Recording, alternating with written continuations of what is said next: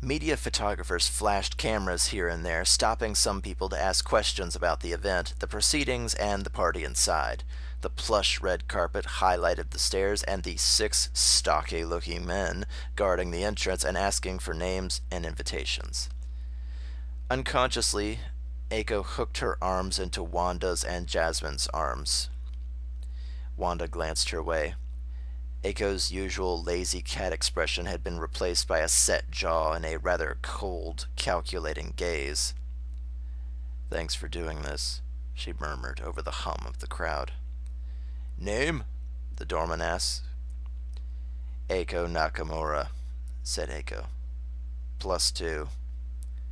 Wanda felt her clutch her arm a little. She really didn't like public events, did she?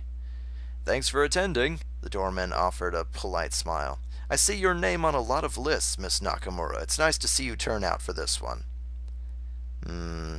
Aiko said, then started walking forward. The ballroom was a magnificent place of high ceilings, white columns, and a shining marble tile floor. A string orchestra group was tucked in a corner, playing a cheerful ambience over the crowd. Black ties and eye-catching dresses as far as the eye could see. This was a party to see and be seen, Wanda could tell. Aiko finally let go of both of them to reach into her tiny purse as they approached a giant glass box that dominated the center of the room. She dropped a check into the pile that was already there through a slit in the top. Wanda was sure she saw the flash of a lot of zeros. "That's taken care of," Aiko said officially. "I'm going to find some wine and pretend I'm not here." "Why don't I get that?" Jasmine offered. "I'm your assistant, after all." "Sure," Aiko said, spotting a cushioned bench against one wall. "I've never seen you so dressed up." Wanda smiled as Aiko finally sat down. "I think of this dress like armor. I only wear it into battle." Aiko gestured vaguely at the room of strangers and rich people. "Miss Nakamura, is that you?" A white-mustached sort of gentleman in a black tie approached. "Why, dear girl, you look radiant this evening. How goes the investment industry?" He teased and offered her a wine glass. She took the slender stem, but didn't drink it. "As well as ever," said Aiko politely. "Andrew Smithy, right? I saw your bamboo textile ventures have increased by over 800% in the past year." "Well, I'm flattered you keep tabs on me. How's your father?" Andrew wanted to know. Aiko's eye twitched and she frowned behind her wine glass. "The same as he's always been." "Well, I saw him earlier this evening, but he seemed busy, so I didn't interrupt. I thought I would say hello to you, though, sitting here by your lonesome." He laughed and put a fist on his hip. He toasted to her, drank, and then wandered away. Aiko set her wine glass to one side without touching it. The split-second panic on Aiko's face spoke volumes before the shields came back up. "Come to think of it, let's mingle in the middle of the crowd, where everyone can see us from every angle." Wanda didn't argue, but followed her. "Aiko!" A commanding man's voice made both women freeze. A square-shaped Japanese man, flanked by 2 bodyguards in ties and sunglasses, stood to one side of them. He was the shortest man Wanda had ever seen. "Father." Aiko's fists clenched at her sides, but she would not look away from him. The man spoke a long string of Japanese that Wanda didn't understand. "This is an American charity event for children, Father. It's not polite to leave people out of the conversation," Aiko said. He spoke another short string of Japanese, looking Wanda up and down. "No, she's my bodyguard, not my lover." Wanda's jaw fell open, but she quickly corrected herself and stood firm. Aiko's face was turning red, and Wanda could feel her trembling. "We have private family matters to discuss. Come!" Aiko's father said, gesturing to one of his men. Wanda snatched the man's hand inches before it touched Aiko's shoulder. "Let's not make a scene of you manhandling my boss," she smiled sweetly. You sold our family company out, Mr. Nakamura said in a low, angry voice. My brother didn't want it, and neither did I. We've had this conversation many times. Aiko frowned as the bodyguard pulled his hand back and scowled at Wanda. Both men looked ready to pounce on her right in the middle of the ballroom. Wanda clenched her fist until she felt the knuckles pop. Leave me alone. No! You will answer for the shame you brought on our name with your financial foolishness, he accused angrily. A few people's heads turned and he quickly calmed himself. Now come. I'm not a dog. I don't come when called, Aiko said acidly. The other bodyguard made to grab Aiko's shoulder and steer her away. Wanda's hand lanced over Aiko's shoulder and clutched the man's wrist. Maybe I wasn't clear, Wanda said slowly. Aiko looked over her shoulder at Wanda with a cool expression. Wanda began to bend the man's arm back and back and back until pain took hold and he went to one knee with gritted teeth. More people were looking now. Even Aiko looked surprised at her raw strength, taking a step to one side. Wanda was only using one hand to flex him away from her. No touching. She felt him tap her wrist, and she let him go. He clutched a bruised hand, staggering to his feet. They were beginning to make a scene. Walk away before you embarrass yourself further, Aiko said a little more commandingly. A fearful aura of ice laced her words. We will speak again when your mannish bodyguard is not here to save you. Mr. Nakamura's eyes narrowed. He turned on his heel, tucking his fists behind his waist and walking quickly away. A few of the men and women that had seen the whole thing murmured among themselves, and a few pointed at the man as he went. Aiko took a deep, cleansing breath and turned towards Wanda. Those gym days did pay off, huh? Wanda scrambled a little. I guess I don't know my own strength. She offered a cringing smile. I'm not that mannish, am I? You've got great shoulders, Aiko said, her lazy cat smile finally returning. What'd I miss? Jasmine arrived with 2 wine glasses. I couldn't carry 3, sorry. Nothing important, Aiko said, looking meaningfully at Wanda. Say, Aiko, Wanda sat with her when they found a new cushioned bench to sit on. That man we were talking to earlier, she waited for Aiko's sharp look, then continued. He called you Aiko, but we always call you Aiko. Have us dumb Americans been saying it wrong for all these years? Jasmine leaned so she could see and hear too. Aiko relaxed a little. It's both, I guess. The proper Japanese way to say my name is Aiko. It means love child. Her cheeks actually pinkened. Jasmine grinned from ear to ear, trying not to laugh too much. That's very sweet. That's adorable. Glad you like it, Aiko said, finally seeming to relax. She took a long drink of her wine before speaking again. Aiko is what you girls call me, and it stuck. Everyone else around me started to say it that way. Wanda smiled affectionately and rubbed Aiko's back a little. Aiko's eyes closed for a moment until Jasmine interrupted. So what's your last name mean then? Nakamura? Middle Village, or something like that. Love child from the Middle Village, Jasmine giggled. I'm gonna write that down someplace. Please don't, Aiko grumbled, handing Wanda her wine glass and rubbing her temples. Wanda coughed twice, then looked over at the charity total amount display. It showed how much had been donated so far by the guests. The number was on a digital display and was counting upward at a rather brisk pace. No doubt the guests had phoned in how much they were giving beforehand so that the event proctors could show the number during the party itself. She gave a low whistle at the long string of numbers. Look at that. $288 million. You could build a high school or something with that much. You could build 4 or 5 high schools with that much. Aiko was grateful for the turn in conversation. Super's battles are for the greater good, but they cause so much damage. Wanda bit her lip a little, remembering the wrecked bank and the destroyed elevator. That had happened because of her battle with 10-ton gun Shogun. I'll be right back. Wanda stood up.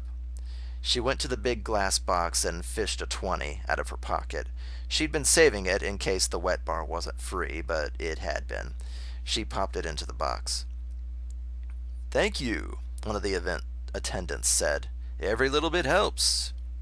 Wanda suddenly realized hers was the only cash in the box. All the rest was big, fancy-looking checks.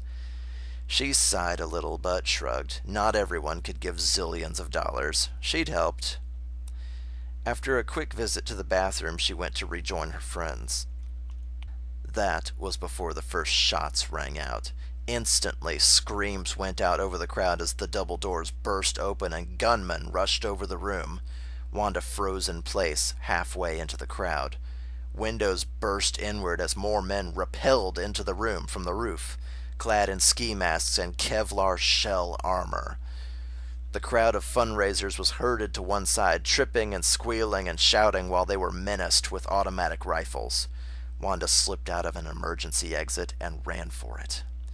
10-ton gun Shogun arrived from the 2 main doors, gesturing for his men to bar them closed behind him. "Silence!" he called over the crowd. His men started jostling people into the far corner and knocking over the tiny orchestra in the other corner. Aiko and Jasmine were herded along with the group. Where was Wanda? "Ladies and gentlemen, I am 10-ton gun Shogun. I'll demonstrate." He hefted his long-barreled minigun and sprayed the wall above everyone's heads with bullets, showering the crowd with marble and plaster. Everyone cowered in terror. "The Thousand Hands has visited a bank recently to have a look at everyone's savings and accounts. I'm sure a few of you may have wondered why we didn't bother to take any money." He smiled under his metal mask. "It's because we were more interested in the lot of you, the city's richest and most powerful." He made a light gesture as some men came forward with sacks and rope. "Now then, phones, jewelry, purses, and wallets. Let's stay with tradition. After that, we'll start calling names. And don't worry, I have the guest list so I know who is here and who is not." He reached, and one of his men handed him a blood-stained clipboard from one of the doormen. "If you don't come forward when I call your name, 5 random people will be killed. So try not to be a coward." He gestured, and a line of men leveled their weapons at the crowd. "Where's Wanda?" Jasmine whispered, clinging to Aiko. "She's probably caught in the bathroom somewhere." "Then she's safer than we are," Aiko said, staring at all the pointing guns and shouting. Meanwhile, Wanda rushed down a side hallway, clotheslining a gunman as she went. He somersaulted before landing face down, and she kicked his gun away. She reached for her phone, but then decided against it. She grabbed his instead, pulling it out and tapping 911. 911, what is your emergency? "This is Shield, Maiden. I was in the papers just a little while ago." "What is your emergency?" the woman on the line wanted to know. "The charity ball on 5th and 9th is being held up by the Thousand Hands gang. Send the police. I'm on my way as well." Wanda kicked open a side door and blew past a trio of surprised gunmen, throwing one face first into a dumpster. She wrenched her van open, wrenched it closed, and stripped. Flailing about in the small space, she threw open her hidden lockbox. Her golden shield shone, even under the flickering streetlight. She'd been wearing her tight purple leotard under her bodyguard costume. Slapping her mask on and pulling on the gloves and boots, she leapt from the vehicle. "Shield, Maiden." She dashed back to the side door and wrenched the handle. Ugh. The door didn't move. She paused. She yanked on it. Come on. Come. She yanked a third time. She stared at it. I don't believe this. She jangled the door handle. It only opened from the inside. It was an emergency exit door. Swearing and gritting her teeth, she bashed the handle and forced the mechanism. She dashed down the hallway the way she'd come. Sheer momentum took her past no less than 8 of 10-ton gun Shogun's men. She ran up some stairs to get a balcony view of the ballroom. Too many of them to just charge in. Too many hostages. How could she make this work? Wanda puzzled over the crowd for a time, peering over the balcony railing in a squat. A small group was being separated from the main crowd. 2 women and 6 men. Each was being tied up and made to stand in a line. 9th on the list, Aiko Nakamura. The silvery armored man studied the crowd. Oh no, Wanda whispered, covering her mouth with a hand. There was no movement. Today, please. 10-ton gun Shogun sprayed the wall with more bullets, drawing shrieks from the crowd and raining plaster over the group. Our ride will be here any moment. Ride? Wanda whispered. There's no way they're taking a car with that many people. Suddenly, a huge spotlight went by one of the grander windows of the ballroom. A jet-black helicopter darted by, heading skyward to land on the roof. They're gonna fly away and ransom these rich people. She touched thumb and forefinger to her chin. Only one way to do this safely, then. Shield Maiden darted from her hiding place to the stairs. Eiko slowly stood from where she and Jasmine were clinging to each other. She heaved a slow sigh. The minigun-toting villain gestured for her to come forward. Eiko pulled from Jasmine's grasp. It's okay, she whispered. You'll be okay. She slowly came forward out of the crowd, standing close in front of the Shogun. I'm Eiko Nakamura. He burned her with the hot mouth of his minigun barrel. She shrieked, holding her face and staggering a little. I don't like to be kept waiting. Get in line, he shouted. Why'd you do that? Jasmine shouted hysterically, rushing out of the crowd. You didn't have to. He backhanded her so hard she spun before she hit the ground with a shout. You're on a schedule, aren't you? Eiko interrupted loudly when he lifted a foot to kick Jasmine in the ribs. She's right, he admitted. I don't have time for this girl. Come. She's the last one. Take the group to the roof and hold the building until the helicopter lifts off. Men with guns scrambled to make it happen. Now, this would normally be the part where I shoot everyone else. He pointed the minigun about and everyone cowered before him. But that would be a waste, wouldn't it? He said. Perhaps we'll come back in a few years and pluck 9 more of you for ransom. Ha ha ha ha.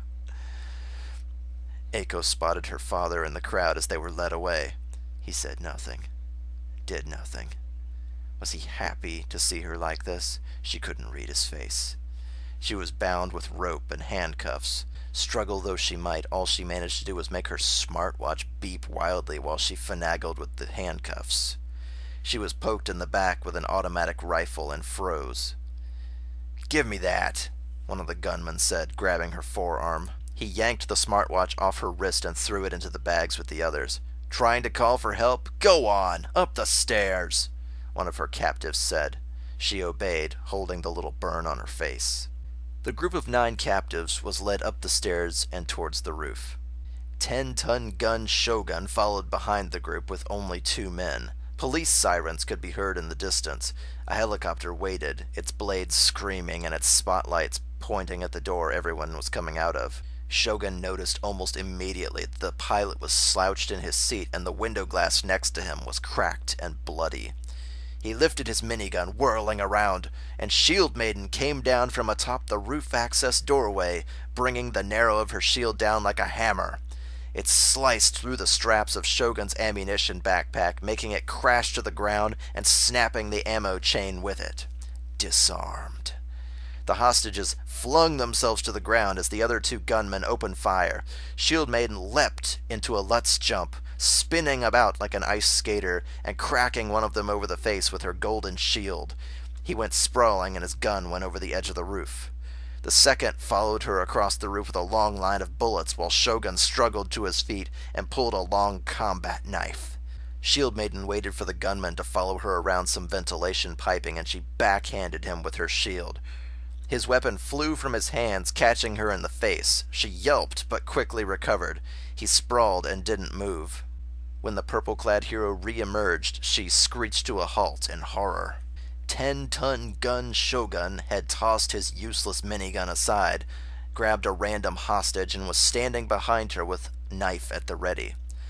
"Back off, Shield Maiden," he roared over the scream of the helicopter. "Back off, or she's dead." "I can work with 8 hostages." It was Eiko he was holding. The slender woman struggled against him, but he pricked her shoulder to make her behave. Her black hair was bannering wildly under the wind of the helicopter. Shield Maiden hesitated, eyes wide. "On the helicopter, all of you. Go, now," he commanded, "or her blood is on your hands." The hostages looked at each other, frozen in terror. Then, one by one, they slowly filed onto the helicopter. Shogun began to walk backwards with Eiko in tow. "Stand right there, hero," he shouted. Shield Maiden obeyed, mind spinning and trying to think of a way out of it all. They waited while each of the hostages got into the helicopter, and he instructed them on how to fasten themselves to a waiting iron bar. Now they were all bound together. Then it was only Eiko, Shield Maiden, and the Shogun. A line of blue light suddenly lanced from the sky and pierced Shogun's hand, spraying blood and making him scream and drop the knife. Not knowing what else to do, Eiko seized his forearm and bit his other hand as hard as she could. He shouted in pain and thrashed away from her. Eiko went sprawling with a cry. Shield Maiden seized the opportunity and charged with all her might, shield first. They crashed against the helicopter, denting the outer shell and making the entire thing jostle. She went for his face, and then for his kidneys, and then for his knees. She grabbed his shoulder, and in a frenzy, face-planted him onto the roof, where she struck him until he stopped moving. No glider wings and no backpack of ammo. This time there was no running. Panting, and with some blood on her knuckles, Shield Maiden stood over him. 10-ton gun Shogun was down and out. She glanced to one side just as the first few police cars screamed around the corner to the ballroom. Shield Maiden turned to see Eiko looking up at her from where she lay on the ground. Her mouth was a little agape at her. Was it because of the sudden burst of violence? The superhero said awkwardly. Shield Maiden knelt to help her up. Eiko wouldn't be carried, but took her hand instead. She stood. "You sure showed him," Shield Maiden tried to disguise her voice just a little. "I don't think I would have thought enough to bite him." Eiko said nothing. She was looking skyward. Shield Maiden turned. A hulking white monstrosity of metal and ray guns was hovering silently in the moonlight. He had big, pointy ears, white armor, and gigantic cannons on either of his shoulders. Laser Wolf. So that had been where the blast had come from. The long-barreled gun that had sprouted from a panel in one of his arms folded itself back up and closed. The blue-flamed rockets on his back glowed brightly as he turned about and sped away. "Looks like you've got a guardian angel," Shield Maiden smiled. "I'm okay. Help them," Eiko said, slowly sinking to sit on her legs. She was trembling. Shield Maiden nodded and went to free the rest of the hostages and patted down Shogun for some handcuff keys. When everyone was free and the helicopter safely powered down, she peered over the side. The police were already sending help into the building. Light exchanges of gunfire, flash grenades, and the like were dotting the building below them. SWAT was doing its job. "My friends," Eiko suddenly said, standing. "I'm sure they're fine. Stay here until the police come." "What about you?" Busy night. Sorry I can't stay." Shield Maiden retreated to one side of the roof and then slipped down a fire escape ladder. Eiko stared after her. It was all the superhero could do to leap into her van around the corner, thrash back into her bodyguard costume, and fling herself back into the side door that she'd smashed through. Finding a ladies' restroom before anybody else, Wanda carefully laid down on the floor and pretended to be knocked out. Less than 20 seconds later, someone's fingers touched the pulse on her neck. "Command, this is Squad 7. We've got an unconscious civilian on the southern hall. Looks like she's private security detail. Extracting now." Wanda felt herself being lifted onto someone's back. She gave a convincing moan, but didn't move. They took her outside and put her on a stretcher. "I think she got a blow to the head when the Thousand Hands broke into the building. They must have just friggin' stormed the place." Wanda moaned again and squinted when a light was shined in her eyes. Where? Her performance was pretty convincing, if she did say so herself. "You're safe now," the EMT told her with a smile. "Looks like Shield Maiden saved everyone." Leaning, he touched her bruising and dabbed at her a little. "This doesn't look too bad. He must have hit you just right. I think you'll be okay to go home once you get your balance back." The next morning, Aiko, Jasmine, and Wanda all sat on the couch side by side. Aiko with a burn on her cheek, Jasmine with a narrow scratch mark on her face, and Wanda with a pair of massive, ugly bruises on one side of her head. After holding each other and Jasmine crying and Aiko finally able to stop herself from trembling, they knew they'd be okay together. They all took the day off of work to try and relax. They'd gotten home safe, but they were still all in shock. "You know, when I said I wanted you guys to come and be my bodyguard and assistant, I didn't think," Aiko began. "None of us did," Wanda said, shaking her head before bringing the ice pack back to her face. "I just didn't see the guy that got me coming, apparently. I missed everything." "Feel lucky, my head is still buzzing," Jasmine complained, shifting her own ice pack. "I hit the floor pretty hard, you know." Aiko tenderly touched her face. The burn would be gone in a week or two. The doorbell sounded. "Here comes trouble," she said with a ghost of a smile. "I texted him to bring us pizza." "You didn't," Wanda demanded. Darren let himself in. "Hello," he called, strolling into the place and kicking his shoes off as he went. "I brought pizza." He slowed to a stop and stared at their horrible faces, ice packs, frizzed hair, and all the rest. He decided on Wanda first. "Did you get mugged again?" he demanded in horror.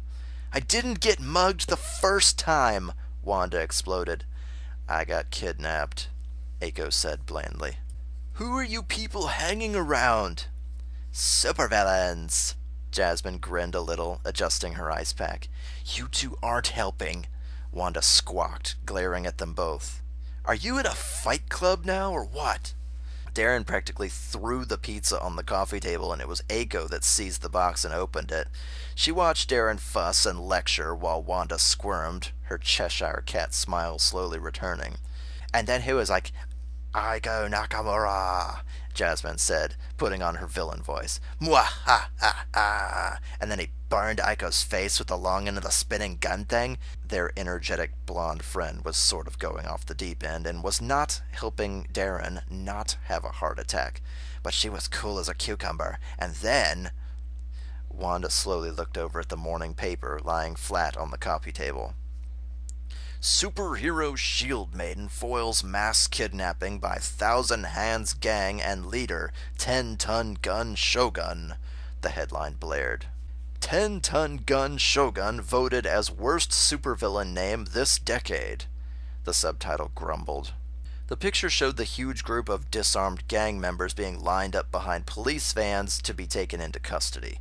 A smaller picture showed some security footage, still shots of the hostage scene in the ballroom.